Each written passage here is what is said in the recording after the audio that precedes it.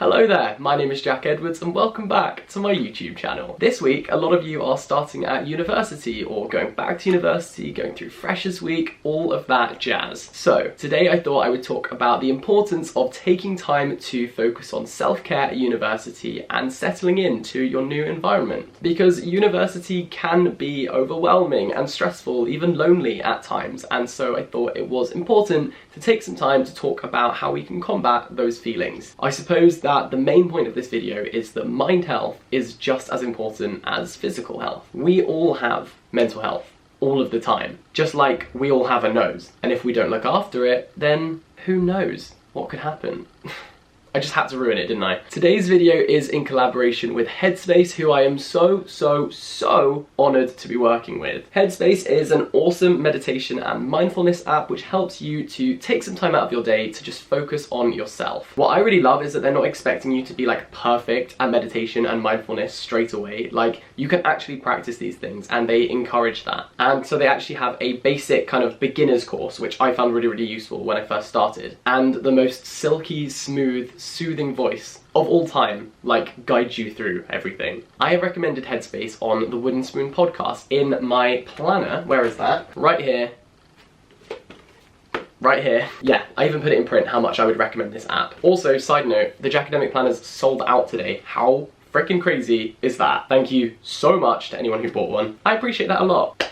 I digress. Basically, I am just buzzing like a bee that this video is in collaboration with a brand that I absolutely love. Self-care at university is something that is so often neglected. We should be putting its face on a milk bottle, we should be sticking it to lampposts, we should have a search party on the go because it is reported missing. In the rush and the craziness of university, we forget the most important thing, and that is looking after ourselves. One way to combat this is to make self-care part of your daily routine, like literally schedule it in. And the Headspace app is great for that because its meditation sessions are just 10 minutes long. And it's not just like 10 minutes of silence where they're like, go, be mindful, good luck. There's like a voice that guides you through and tells you what to do and what you should be focusing on, where to focus, and it allows you to have your mind wander. It kind of recognizes that that is a natural thing that will happen, but it's all about reclaiming that and taking your focus back to your breathing or your body or where you're grounded and all of that kind of thing. Headspace is purposefully designed to help form a habit through practice, repetition, and progression. And it is scientifically proven to improve happiness by 16% after just 10 days. Also, to help make this part of your routine, you can set it up so that it will send you a reminder to do each day. And while we're on the topic of reminders, there's also a really cool Twitter account which I want to recommend. The username is @tinycarebot, and it's basically this lovely, wholesome account which just tweets reminders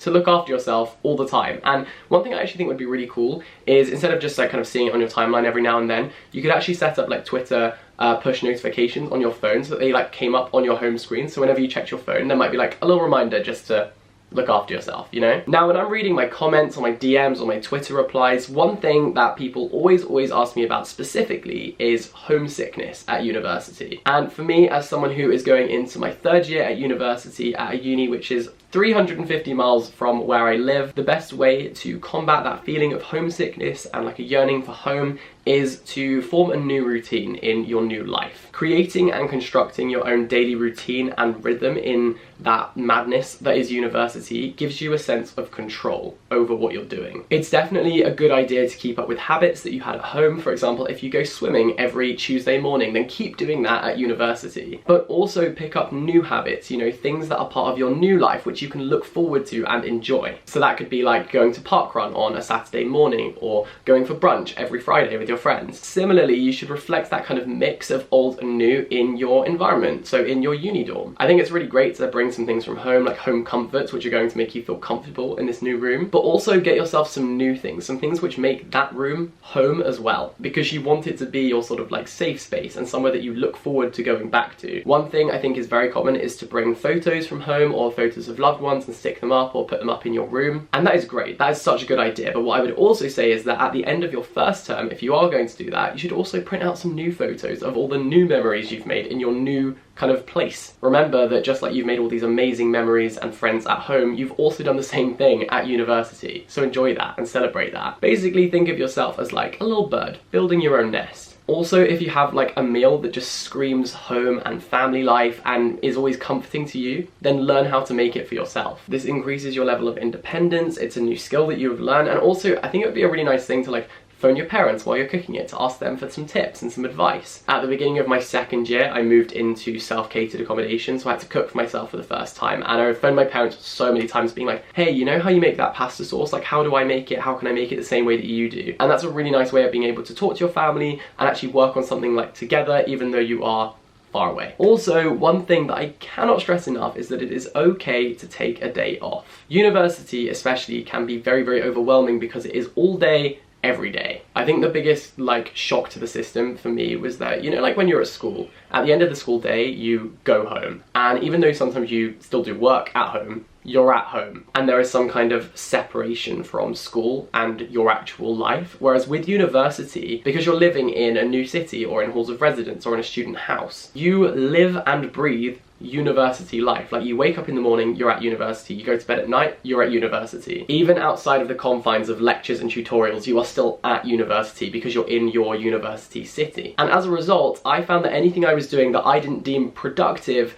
felt like a waste of time, or I felt guilty for doing it. But just like a 9-to-5 job or a normal lifestyle would get holiday time or weekends off, you are allowed to schedule in time to relax and focus on yourself. I think it's especially useful to schedule a day in the week which is for you, which is just for relaxing, so you don't feel like you're procrastinating by watching that show on Netflix or enjoying yourself, God forbid. If you're anything like me, then there is definitely a sense of guilt attached to procrastinating or not being productive, but sometimes having a day off and taking some time to relax and recuperate and revive yourself is just as important and just as productive, if not more so. And again, that doesn't even have to be a whole day, it could just be a chunk of time every day that you take off. Get away from work and focus on self-care. It could even be just 10 minutes. In fact, doing this using Headspace over just 30 days can reduce your stress by 1/3. And all of its methods are based on clinically validated research. So, as you can see, taking time out of your day to meditate or focus on self-care is not a waste of time at all. It's actually going to make the time you are working even more productive. So it's a win-win. In fact, the meditation that I've been doing has actually been completely focused on productivity and work, which is super cool, but there are so many alternatives as well where you can focus on